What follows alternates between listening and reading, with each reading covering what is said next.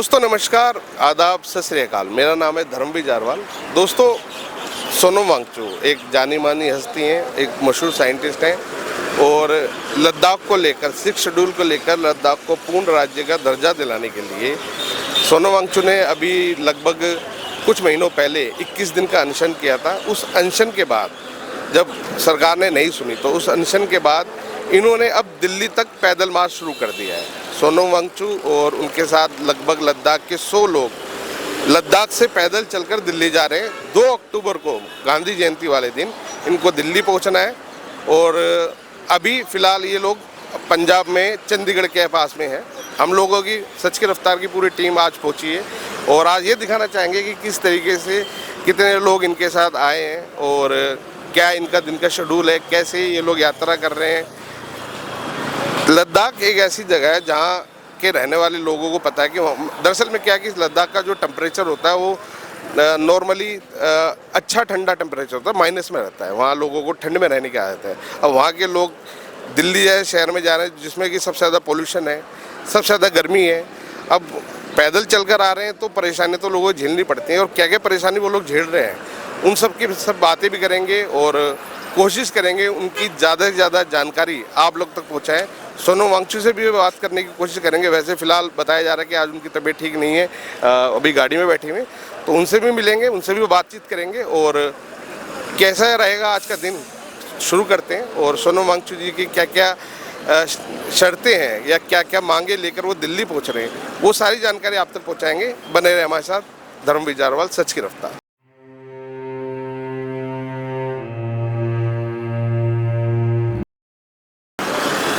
दोस्तों, सोनम वांगचुक लद्दाख से चलकर दिल्ली जा रहे हैं और दिल्ली वो कोई राजनीति मुद्दे के लिए नहीं जा रहे हैं, वो जा रहे हैं लद्दाख के लिए, लद्दाख के लोगों के लिए, ताकि लद्दाख के लोगों को जो हक मिलना चाहिए वो उन तक पहुंच सके। हमारे साथ लोशे जी हैं और ये सोनम जी के साथ ही रहते हैं और जब से यात्रा शुरू हुई है तब से लगातार उनके साथ में, और उससे पहले जब वो अनशन पर बैठे थे 21 दिन के, उस अनशन में भी कंटिन्यू ये साथ में रहे हैं। तो लोशे जी, सबसे पहले तो मैं चाहूँगा कि थोड़ा सा आप हमारे चैनल के माध्यम से अपने बारे में बताएं।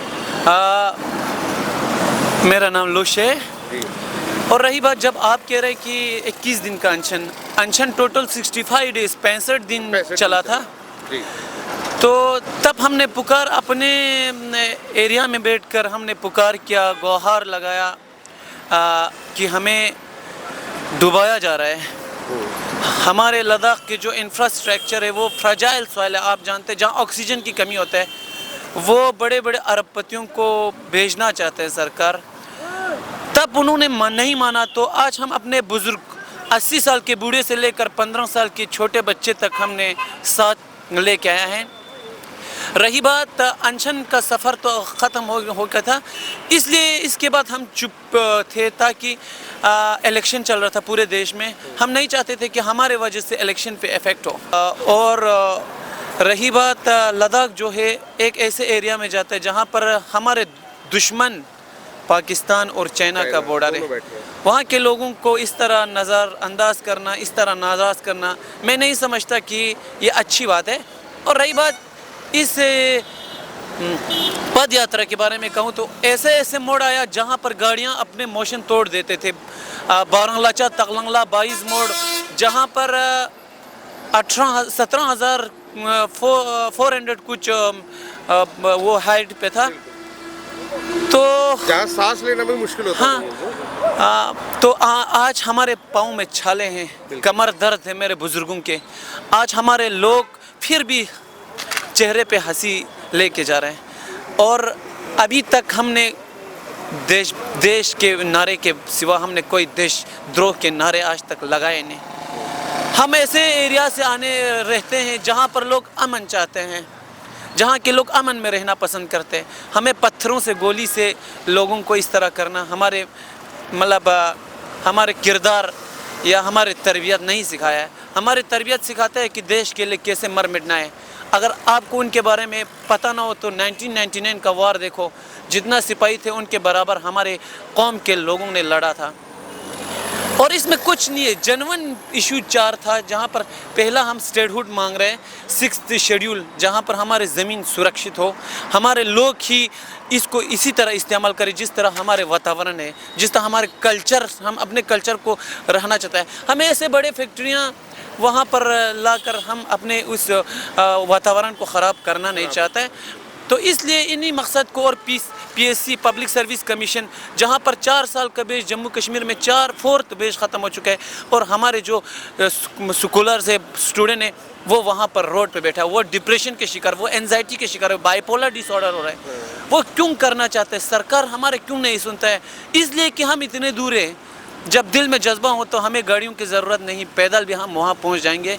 तो देखेंगे, अगर सरकार चाहते हैं कि आगे पहुँचकर हमारी बातें नहीं मानेंगे, तो उम्मीद यही है, हमें किसी भी मतलब पार्टी से हमें शिकायत नहीं है। हम हर पार्टी को अपने अच्छे नज़र से देखते हैं, चाहे हम BJP हो, BJP को हम पहले ही स्वागत करते हैं। अच्छा लोशे भाई, एक बात पूछना चाहूँगा, जो 6 शेड्यूल की आप मांग कर रहे हैं, ये तो जो बीजेपी ने जब मैनिफेस्टो में अपने जब चुनाव हुए थे पिछली बार, तो अब बीजेपी ने तो अपने मैनिफेस्टो में भी डाले थे कि अगर वो बीजेपी चुनाव जीतती है तो वो लद्दाख को एक 6 शेड्यूल के अंदर मान्यता देगी, पूर्ण राज्य का दर्जा देगी। उसी बात से तो हैरान हूँ। सरकार ऐसे वादा करते हैं कि हमें भी उम्मीद था कि ऐसे वादा कर रहे हैं कि तुम्हें ये देगा हम 6th शेड्यूल, और जब जीत जाता है, जब बीजेपी अपने लिखे हुए मैनिफेस्टो की बातों से मुकर गई। हाँ, जब जीत गया, मतलब उनका लद्दाख में MP, हमने MP भेजा, आपने देखा था ना, अभी ये मेरा टीलर है बोल के आपको वो तो वायरल हो गया था। तो रही बात, ऐसे सरकार से नाराज़ हर कोई होगा जब वो वादा करते हैं, वादे पे सीने में छुरी मारने से सिर्फ इंसान मरते नहीं है, ऐसी चीज़ें करने से भी इंसान की सीने में चुभता है। तो सरकार से यही उम्मीद करेंगे इस बार कि वो हमारे बातों को पर गौर दे। जाने से पहले मैं आपको यही कहूँगा कि सीढ़ियाँ उन्हें मुबारक जिन्हें छत तक जाना है। यार, अपनी मंजिल तो आसमां है, रास्ता हमें खुद बनाना है। यार, ज़िंदगी में सफलता मिले या ना मिले, ये तो मुक़द्दर की बात है, और हम कोशिश भी ना करें, ये भी तो गलत बात है। दोस्तों, सोनम वांगचू जी की पद यात्रा में हम लोग आए हैं। दिल्ली से खास सोनम जी के लिए चल के हम लोग चंडीगढ़ पहुँचे, और अभी फ़िलहाल यात्रा शुरू हो गई है। आज कोशिश करेंगे कि इनकी यात्रा से जुड़ी हुई ज़्यादा से ज़्यादा जानकारी आप तक पहुँचाएंगे। अभी हमारे साथ मौजूद है एक ख़ास शख्स जो इस यात्रा के मेन सूत्रधार भी हैं। सर, सबसे पहले तो मैं चाहूँगा अपना थोड़ा सा परिचय दें। जी, बहुत बहुत शुक्रिया। मेरा नाम मेहदी है और मैं एक लद्दाख का यूथ हूँ और इस यात्रा में जुड़ा हुआ हूँ, और ले एपेक्स बॉडी का एक सदस्य भी हूँ। जी सर, सोनम जी ने जो ये यात्रा शुरू करी है लद्दाख को लेके, लद्दाख की मांगों को लेके, 6 शेड्यूल को लेके, तो मतलब सारी दुनिया जानती है, सबको पता है कि भाई भारतीय जनता पार्टी ने एक जब चुनाव से पहले अपने मैनिफेस्टो में लिख के दिया था कि अगर बीजेपी जीतती है तो लद्दाख को 6 शेड्यूल के अंतर्गत मान्यता दी जाएगी और लद्दाख को पूर्ण राज्य का दर्जा भी दिया जाएगा। पर उसके बाद क्या हुआ कि बीजेपी अपने इन तमाम वादों से मुकर गई है, जिसको लेके सोनम जी ने अनशन भी करा। 21 दिन वो अनशन पे रहे और लगभग 65 दिन वो आपका पूरा अनशन चला। अब पद यात्रा करनी पड़ रही है। तो इन सब चीज़ों को लेके लद्दाख के लोग कैसे देखते हैं इन सब चीज़ों को? तो एक तो ये है कि ये घोषणा पत्र में ज़रूर लिखा था मैनिफेस्टो में, बीजेपी ने 6 शेड्यूल देने का वादा भी किया था, लेकिन बदकिस्मती से वो वादा पूरा नहीं किया गया, जिसकी वजह से लोगों में एक तरह का क्या करें, दुखी सा एक विश्वासघात का एक भावना जो है वो जाग उठा। दूसरी बात, ये जो पूरा यात्रा जो है वो सिर्फ इसलिए नहीं कर रहे कि एक वादे के ख़िलाफ़ ही है, वो इसलिए कर रहे हैं क्योंकि लद्दाख में जब से यूटी बनाया गया है ना, विदाउट लेजिस्लेशन, तो वहाँ पे रिप्रेजेंटेशन नहीं है और असेंबली विधानसभा नहीं है, तो लोगों के चुने हुए नुमाइंदे जो है वो डिसीजन लेने के, लॉ मेकिंग लेने के उसमें नहीं है। तो लद्दाख की यही मांग है, ख़ासकर एपेक्स बॉडी की 4 मांगें हैं, उसमें से 2 मांगें बहुत ही कोर एजेंडा है, जिसमें से लद्दाख के लिए स्टेटहुड और दूसरा लद्दाख को संविधान के 6ठे अनुसूची में शामिल करने की बात है। तो इन मांगों को लेकर एपेक्स बॉडी ने इससे पहले भी 5 साल से ये पूरा मूवमेंट चल रहा है, उसमें तरह तरह के प्रोटेस्ट भी किए, पीसफुल डिस्कशंस भी किए हैं। और फिर सोनम जी एपेक्स बॉडी को सहायता देने के लिए, एपेक्स बॉडी को सपोर्ट करने के लिए आए और उन्होंने अनशन भी किया इन 4 मांगों को लेकर, ख़ासकर लद्दाख को छठी अनुसूची में शामिल करने को लेकर। क्योंकि लद्दाख जो है वो हम सबको मालूम है कि बॉर्डर वाला एरिया है, सेंसिटिव है, और पर्यावरण के दृष्टिकोण से भी लद्दाख का जो पर्यावरण बहुत ही सेंसिटिव है। वहाँ पे पानी की किल्लत इतना है कि हार्डली वहाँ के स्थानीय लोगों को वाटर अवेलेबल हो पाते हैं। शेड्यूल क्या है और 6 शेड्यूल से लद्दाख के लोगों के ऊपर, उनके जनजीवन पे क्या असर पड़ेगा, इसकी जानकारी थोड़ा सा लोगों तक पहुँचे। जी, पहले तो 6 शेड्यूल जो है वो हमारे संविधान में एक प्रोविज़न है जो कि ट्राइबल्स लोगों के लिए बनाए, जनजातीय लोगों के लिए बनाया गया है, ताकि वो अपने एरियाज़ में, अपने इलाके में अच्छे से गवर्नेंस कर पाए, ठीक, अच्छे से कानूनें बना पाए जो उनके अनुकूल हो, और उससे वो अपने कल्चर को, अपने इकोलॉजी को, अपने संस्कृति को वो प्रोटेक्ट कर पाए। पहली बात तो ये है। दूसरी बात, 6 शेड्यूल में ऑटोनोमस डिस्ट्रिक्ट काउंसिल्स का प्रावधान है। ऑटोनोमस डिस्ट्रिक्ट काउंसिल का ये है कि एक तो ऑटोनोमस डिस्ट्रिक्ट काउंसिल, दूसरा ऑटोनोमस रीजनल काउंसिल बनेंगे, यानी कि फुल ऑटोनॉमी स्थानीय लोगों को मिलेगी एक। और इस काउंसिल में लगभग 30 सीट होंगे, जिसमें से 26 जो होगा वो लोगों के चुने हुए नुमाइंदे होंगे, और 4 जो होगा वो नॉमिनेटेड होगा, जिसको राज्यपाल चुनेगी। तो कहीं ना कहीं 6 शेड्यूल जो है वो लोकल लोगों को अपने एरिया को चलाने के लिए एक स्ट्रॉन्ग और अच्छा गवर्नेंस और ऑटोनॉमी के साथ एक काउंसिल्स बनेगी। तो एक तो ये है। दूसरा, 6 शेड्यूल आप लद्दाख के लिए क्या फ़ायदे हैं, तो एक तो सबसे पहली बात तो है कि लद्दाख भी जो है वो 95% ट्राइबल्स है ना, कल्चर बहुत डिस्टिंक्ट है, और पर्यावरण के दृष्टिकोण से लद्दाख जो है बहुत सेंसिटिव है। जो क्लाइमेट चेंज के इम्पैक्ट है ना, वो लद्दाख में आपको तुरंत नज़र आएंगे। आप देखेंगे तो हर साल लद्दाख में बाढ़ आते हैं, फ्लैश फ्लड आते हैं, और लद्दाख में पानी की बहुत कमी है। कुछ गांव में ऐसा है जहाँ पे पानी कमी होने की वजह से फ्लाइन हो रहा है, ठीक है, ये सारी समस्याएं हैं। तो इन सारे समस्याओं से जूझने के लिए लद्दाख के लोगों को एक तरह का 6 शेड्यूल जो है प्रोटेक्शन देगी। लेजिस्लेटिव पावर का मतलब है कि आप कानून बना सकते हैं उस एरिया में, है ना। तो लद्दाख के लिए ये है कि एक तो इसके पर्यावरण बचा रहेगा, वहाँ की संस्कृति बचा रहेगा, दूसरा वहाँ की जो जनजाति है, ख़ासकर जो हमारे नोमैड्स है, जिनके लैंड जो है वो बाहर से सोलर पावर प्रोजेक्ट बनने में जा रहा है, उन सब पे रोक होगी। तो कहीं ना कहीं जो पर्यावरण के दृष्टिकोण से भी बहुत ही अच्छा होगा, प्रोटेक्ट रहेंगे। क्लाइमेट चेंज के लिए लेटेस्ट रिसर्च ये बताता है कि अगर दुनिया के सारे लोग इको फ्रेंडली भी बन जाए, तब भी कार्बन जो इमिशन है वो रेट जो है वो 10% ही कम होगा, ठीक। तो 10% इतना बड़ा मतलब चेंज लाएगा भी नहीं क्लाइमेट के कॉन्टेक्स्ट। फिर इसका इफेक्टिव सोल्यूशन क्या है? तो इफेक्टिव सोल्यूशन क्लाइमेट के केस में क्लाइमेट से लड़ने के लिए, क्लाइमेट चेंज से लड़ने के लिए कलेक्टिव एफर्ट्स की ज़रूरत है, और कलेक्टिव एफर्ट्स के साथ गवर्नमेंट को प्रेशराइज़ करना, कॉरपोरेट को प्रेशराइज़ करना, पॉलिसीज़ में बदलाव लाना, और इंडिविजुअल की रिस्पॉन्सिबिलिटी ये होगी, जिस तरह की क्लाइमेट हम यात्रा कर रहे हैं, मार्च कर रहे हैं, उसमें भागीदारी ज़्यादा से ज़्यादा नंबर में करें, ठीक। तब जाके कलेक्टिव इम्पैक्ट से गवर्नमेंट और कॉरपोरेट मजबूर हो जाएंगे कार्बन इमिशन का डाउन करने के लिए।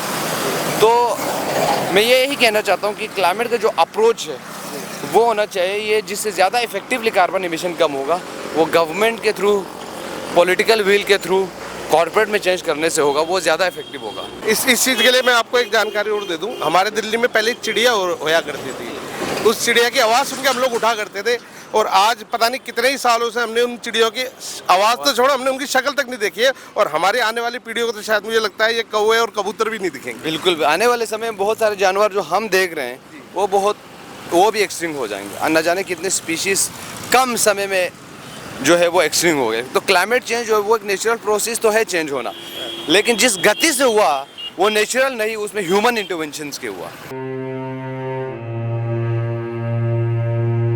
तो लद्दाख से सोनम जी एक यात्रा लेके, पैदल यात्रा लेके दिल्ली तक जा रहे हैं, और 2 अक्टूबर को गांधी जयंती के दिन इनको दिल्ली पहुंचना है। और काफ़ी सारे बुज़ुर्ग लोग, महिलाएं इनके साथ में आई हुई हैं और कोशिश कर रहे हैं इन लोगों से सबसे बात करने की कि क्या इनके मुद्दे हैं, क्या मांगे हैं जिनको लेके ये लोग दिल्ली जा रहे हैं। क्या नाम है सर आपका? मेरा नाम है जिगमित पालजोर और मैं इस यात्रा का संचालक हूं और साथ ही साथ एपेक्स बॉडी का भी संचालक हूं, जो कि इस पदयात्रा को अंजाम दे रहे हैं और उन्होंने ही इस पदयात्रा का ऑर्गेनाइज कराया है। सोनम जी ने अभी 21 दिन का अनशन भी किया था, जो लगभग 65 दिन चला था, और लद्दाख को लेकर कुछ मांगे भी हैं, 6 शेड्यूल को लेकर मांगे हैं, पूर्ण राज्य का दर्जा दिलाने के लिए मांगे हैं।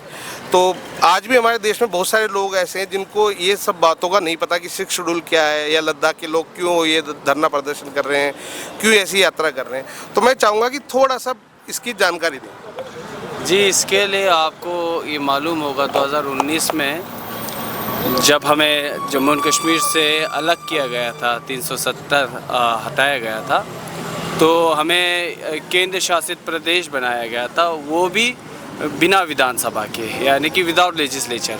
बहुत पहले से ही लद्दाख के लोगों का यही डिमांड था कि हमें केंद्र शासित प्रदेश बनाया जाए विद लेजिस्लेचर, विद विधानसभा के साथ ही, जिसमें हमें अपने लोगों के लिए, अपने जगह के लिए कानून बनाने का हक हो और उन कानून को लागू करने का हक हो।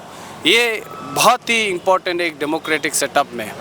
तो जब हमें ये यूटी विदाउट लेजिस्लेचर दिया गया, तो जो हमारे जो डेमोक्रेटिक राइट्स, जो डेमोक्रेटिक रिप्रेजेंटेशन के लिए हमने ये जो 4 मूल्यता हम कहते हैं कि लद्दाख से हम इस पद यात्रा को अंजाम देने का हमारा मकसद यही है। जो लोकल लेवल पे जो 4 मूल्य हमारे जो एजेंडा है या डिमांड्स का है, जो कि एपेक्स बॉडी और कारगिल डेमोक्रेटिक्स अलायंस के द्वारा लिए जा रहे हैं, उसमें सबसे पहला तो पूर्ण राज्य या यूटी विद लेजिस्लेचर दिया जाए लद्दाख को, जिससे हम अपने लिए खुद कानून बना सके, अपने लोगों के लिए खुद विचार रख सके। और दूसरी जो हमारी मेन डिमांड है वो 6 शेड्यूल के लद्दाख के जो वहाँ पे जनजातीय लोग रहते हैं, वहाँ के जो संस्कृति है, वहाँ के जो जटिल पर्यावरण है, उसको बचाने के लिए, उसको संरक्षण देने के लिए हमें 6 शेड्यूल के अंदर लाया जाए, वो हमारा दूसरा मुख्य डिमांड है।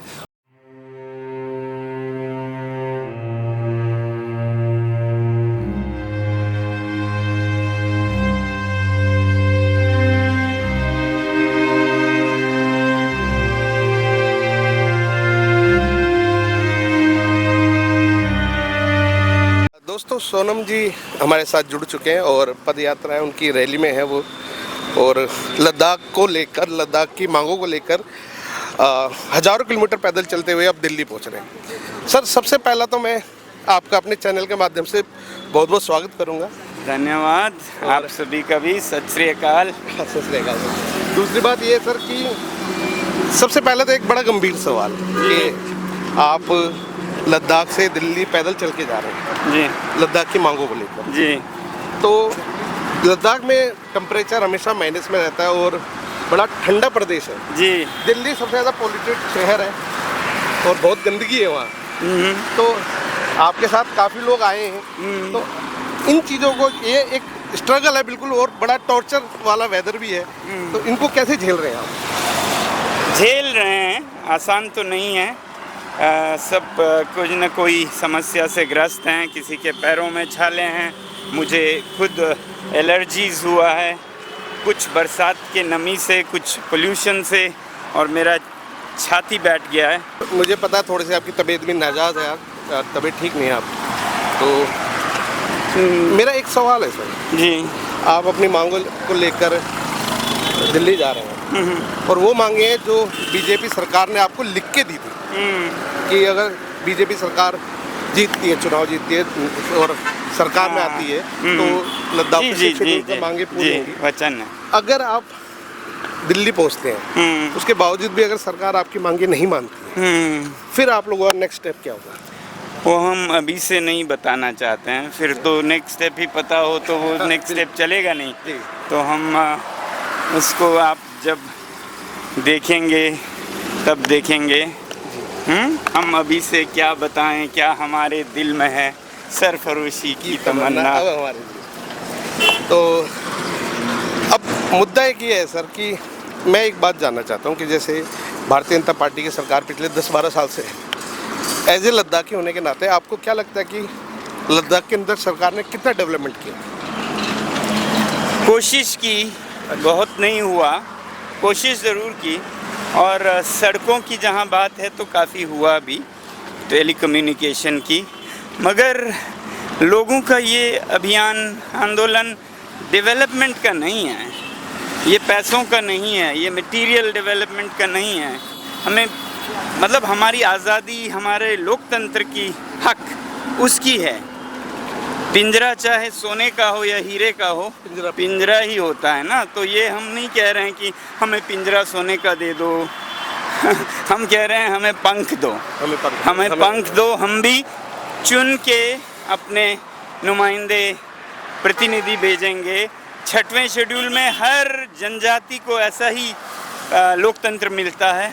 हमें वो पंख दीजिए, ना कि पिंजरा सोने का। सर 1 महीना हो गया आपको यात्रा करते हुए, इस 1 महीने में कोई ऐसी मज़ेदार बात जो आपको बड़ी अच्छी लगी हो? हर बात अच्छी लगी मुझे। जो रंग बिरंगी हमारी तहजीब है, संस्कृति है, लद्दाख के हर गांव में कितना भिन्न भिन्न, फिर हिमाचल के और रंगीन, फिर चंडीगढ़, पंजाब, ये विविधता में एकता जिसे कहते हैं, ये रंगीनी ही सबसे बड़ी खूबसूरती है जो मैंने कदमों से चल के देखा है। तो दोस्तों ये थे सोनम जी हमारे साथ, और आज पूरा दिन हम सोनम जी के साथ हैं और भी बहुत सारी बातें इनसे जानेंगे। अभी सर की थोड़ी तबीयत भी ठीक नहीं है और बोलने में काफ़ी परेशानी हो रही है, उसके बावजूद भी वो सभी बातों के सभी सवालों के जवाब भी दे रहे हैं। तो आज पूरे दिन बने रहेंगे इनके साथ ही, और आपसे रिक्वेस्ट है कि आप हमारे साथ बने रहें। देखते रहें सच की रफ्तार। नमस्कार दोस्तों, मेरा नाम है वंशिका जारवाल, और जैसा कि आप सबको पता है कि अभी हम लोग सोनम वांगचुक जी की पद यात्रा में जुड़े हुए थे, तो हमारे साथ अनुज जी और नरेंद्र जी शामिल है। तो अब हम अनुज जी से पूछते हैं कि आपको सोनम वांगचुक जी की पद यात्रा में शामिल होकर कैसा लग रहा है? ये पहला एक्सपीरियंस है वैसे तो, कि मुझे इस तरह की पद यात्रा में शामिल होने का मौका मिला। वैसे एक्सपीरियंस अच्छा है।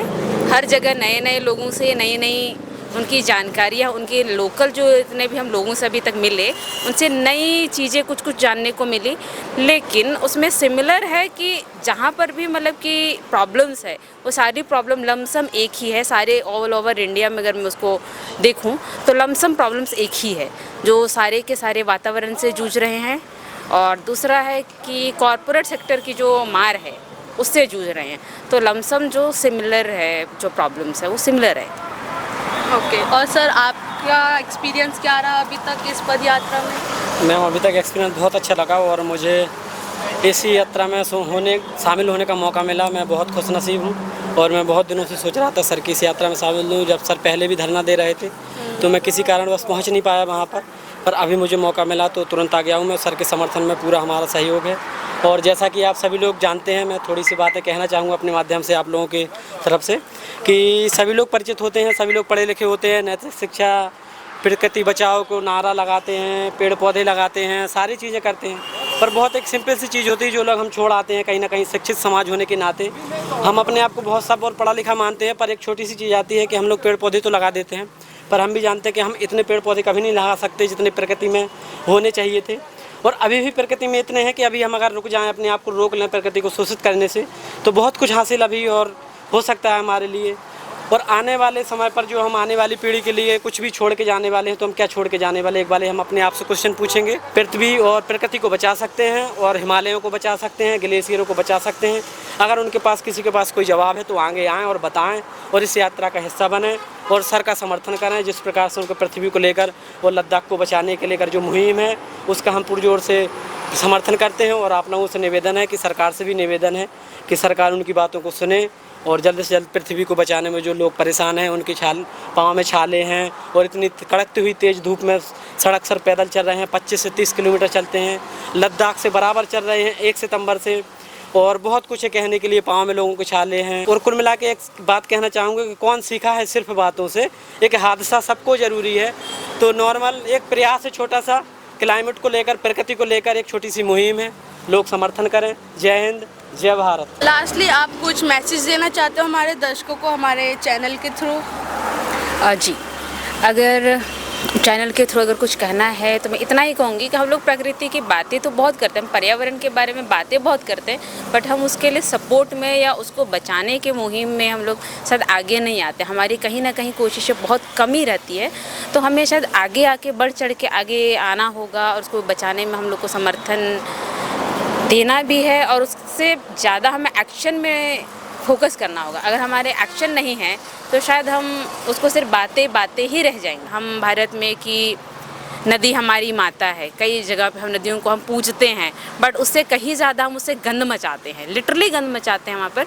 तो उस जगह हम लोग को साफ़ सुथरा रखने की ज़रूरत है। यहाँ पर सिर्फ सोनम सर के अकेले की कोशिश काफ़ी नहीं होगी, हम सबको आगे आना होगा, तभी शायद हम कुछ कर पाएंगे या कुछ कह पाएंगे इस बारे में आगे। Okay, thank you so much ma'am. Anu ji और नरेंद्र जी का इंटरव्यू आप लोगों के लिए, और हम सोनम जी की पद यात्रा में बने रहेंगे, तो हमारे साथ जुड़े रहे। आप देख रहे हैं सच की रफ्तार।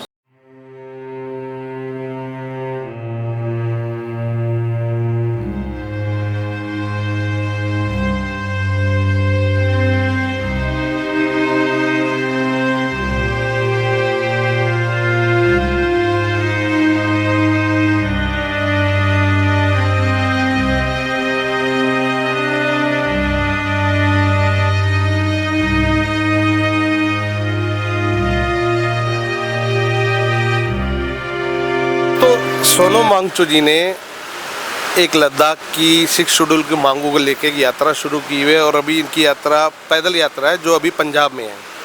आज हम सुबह से सोनम जी के उनकी टीम के साथ, उनके तमाम लोगों के साथ जुड़े हुए हैं और तमाम लद्दाखियों से बात कर रहे हैं। एक हमारे साथ बुज़ुर्ग हमारे साथ हैं और इनसे बात करते हैं। सर, सबसे पहले तो आपका नाम बताइए। जी नमस्कार, मेरा नाम सिंह द्रोजे। आप कितने दिन से यात्रा में? मैं 1 अक्टूबर से हम चल पड़े जी ले से। अच्छा, आप मतलब जब से शुरू हुई यात्रा तब से? हाँ जी, हाँ जी, हाँ जी। तो जब सोनम जी ने भूख हड़ताल की थी, अनशन वाली, हाँ जी, हाँ जी। तो उसमें भी आप लोग साथ में थे? नहीं, हम तो 1-2 दिन ऐसे बैठा था। सोनम वांगचुक तो 21 दिन बैठा था। अच्छा, हम तो बीच में थोड़ा बहुत बैठा था। वो तो कंटिन्यू, और तनबा और दोआब में कंटिन्यू 21 दिन बैठा। तो जो सोनम जी जो ये यात्रा चला रहे हैं या भूख हड़ताल की लद्दाख को लेके, तो आपको क्या लगता है कि ये सही है?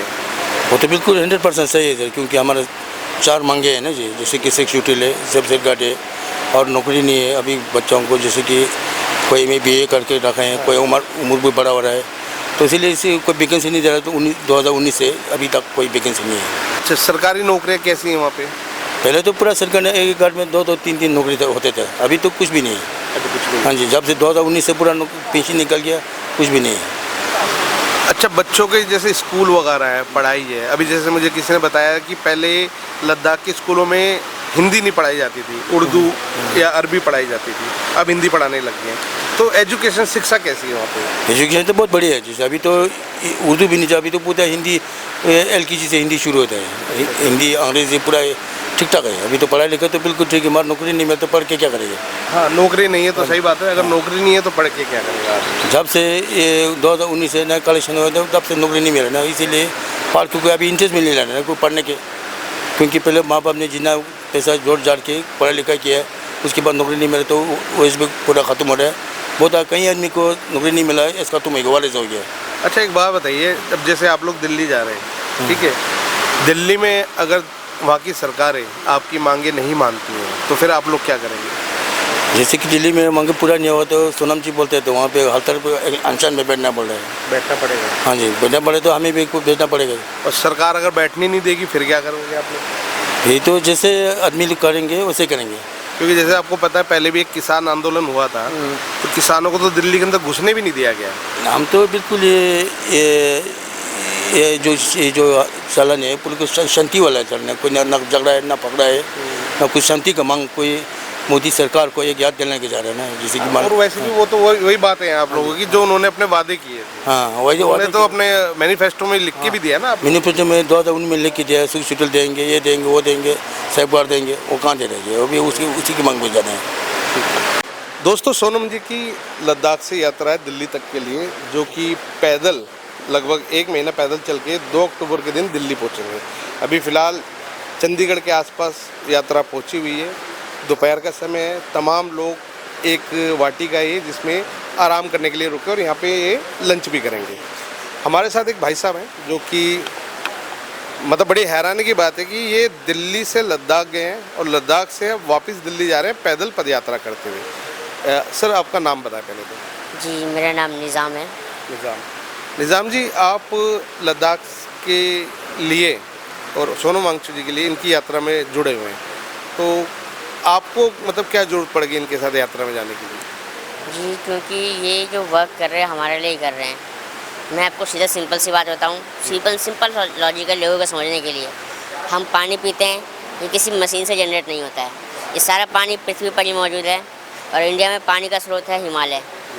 ग्लेशियर पिघलता है तो नदियों में पानी आता है, उस पानी को हम पीते हैं और जिस पानी को हम बहुत ज़्यादा वेस्ट कर रहे हैं। और उसके अलावा मैं बताऊँ तो हम लोग जो है बहुत ज़्यादा पोल्यूशन कर रहे हैं, जिससे कार्बन डाइऑक्साइड बढ़ रहा है। और आप जानते हैं जब कार्बन डाइऑक्साइड बढ़ता है तो लेयर बनती है, ओजोन लेयर, और उसके अलावा जो है फिर दुनिया में गर्मी बढ़ती है। और इस गर्मी की वजह से जो है जो ग्लेशियर्स है हिमालय के, जितने भी बड़े बड़े ग्लेशियर्स है, पहाड़ के जो बर्फ़ है, सिंपल सी भाषा में, वो पिघल रहे हैं तेज़ी से। तो पानी क्या हो रहा है, जल्दी बह रहा है। तो ये सारा अगर जल्दी पानी बह जाएगा तो आने वाले टाइम में जो पानी हमें नहीं मिलेगा। इसी की वजह से कई जगह देखी गई बाढ़ भी आ जाती है। जी बिल्कुल। उसके अलावा आप देखेंगे तो पहाड़ों में खनन किया जाता है, सुरंगें बनाई जा रही है बड़ी तादाद में। अभी नई नई सुरंगें बनी हैं। मनाली में लास्ट टाइम घूमने गया था तो मुझे मालूम पड़ा कि नई सुरंगें खोदी गई 6 से 7 नई सुरंगें खोदी गई हैं, वो भी शॉर्टकट के लिए। पहले हम लॉन्ग रूट से मनाली आते थे, तो अब जो है शॉर्टकट के लिए ना सुरंगें खोदी गई है। तो मैंने देखा कि ये सिर्फ जल्दीबाजी के चक्कर में हम कहीं जगह पर जल्दी पहुंच सके। मनाली का घूमने जैसा एरिया है, या फिर वहाँ से आयात निर्यात की चीज़ें होती हैं, फल वगैरह, सेब वगैरह, संतरे वगैरह वहाँ से आयात होते हैं। तो कुछ घंटे लेट हो जाए, 1 घंटा लेट हो जाए तो कोई फ़र्क भी नहीं पड़ता है, क्योंकि वहाँ पे जो जन सुविधा वहाँ मौजूद है।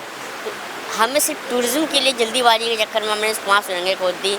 इससे आप देख सकते हैं हर साल वहाँ बाढ़ आती है। इसकी एक सबसे बड़ी बानगी है 2013 का बाढ़ केदारनाथ का। आप देख सकते हैं कितनी ज़्यादा भीषण तबाही हुई थी।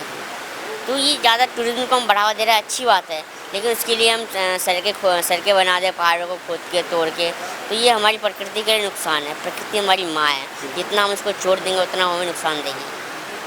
दोस्तों देखो, बहुत छोटे में और बहुत बड़ी बात बोल दी है इन्होंने कि प्रकृति हमारी माँ है, और अगर हम लोग उसका ध्यान नहीं रखेंगे और प्रकृति अगर अपना रुद्र रूप दिखाएगी तो आप और हमारे सबके प्राणों की आहुति उसको लेनी पड़ेगी।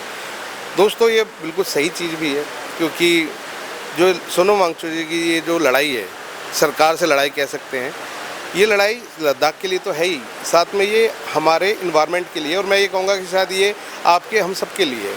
और बिल्कुल सही बात बोली उन्होंने कि अगर जितना ज़्यादा हम लोग चीज़ों को बर्बाद करेंगे, प्रकृति को बर्बाद करेंगे, तो विनाश निश्चित है। मुझे अभी जैसे कि सोशल मीडिया में कई सारी चर्चाएं भी चल रही हैं। लोग कहते हैं कि जो सोनम वांगचुक जी जो यात्रा कर रहे हैं या इनके साथ जो लोग इस यात्रा को कर रहे हैं, इनका मकसद लद्दाख के लिए नहीं है, इनका मकसद है राजनीति में आना। ये लद्दाख को पूर्ण राज्य का दर्जा इसलिए दिलाना चाहते हैं ताकि ये लोग पॉलिटिकली पार्टी बनाएं, वहाँ खड़े हों, अपनी सत्ता चलाएं। तो इस चीज़ को लेके आप लोग और ख़ास तौर से लद्दाख के लोग क्या सोचते हैं? तो सबसे पहली बात तो ये है कि एपेक्स बॉडी इसलिए नहीं बनाया गया कि लोगों को राजनीति में जाने के लिए। पहले तो ये क्लियर कर दूँ, एपेक्स बॉडी कोई किसी राजनीतिक दल के लिए या किसी राजनीति के लिए कोई प्रचार करने के लिए तो नहीं बना है। ये जो बना है सिर्फ 4 मांगों को उठाने के लिए, जो कि लद्दाख के ही पीपल्स मूवमेंट है ना। और दूसरी बात, जहाँ तक सोनम वांगचुक जी की बात करें तो मुझे नहीं लगता कि आप उनको कुछ राजनीति के लिए कर रहे, क्योंकि अगर राजनीति के लिए किया होता तो कब का बड़े राजनेता बन गए होते। हमने जब ये यात्रा अनाउंस किया था आज से 1 महीने पहले, है ना, तभी क्लियरली ये हमारा स्टैंड था कि हम उन राज्यों में नहीं जाएंगे जहाँ पे चुनाव हो रहा हो, क्योंकि एपेक्स बॉडी जो एक पॉलिटिकल ऑर्गेनाइजेशन है, भले इसके मुद्दे पॉलिटिकल हो, लेकिन हमारा बॉडी जो है ए पॉलिटिकल हो। हम नहीं चाहते कि हमारी वजह से भी किसी भी राज्य के चुनाव में कुछ प्रभाव हो। हम अपनी मांगों को लेकर सरकार ने जो वादे किए थे वो याद दिलाने जा रहे हैं, और पर्यावरण को बचाना क्यों इम्पॉर्टेंट है इसको याद दिलाने के लिए, उसको सेंसिटाइज करने के लिए हम दिल्ली जा रहे हैं, न कि किसी राज्य के चुनाव में कुछ इन्फ्लुएंस करने जाए। तो ये हमारा स्टैंड पहले से ही था कि हरियाणा हमें स्किप करना है, और उसी स्टैंड पे हम आज भी हैं।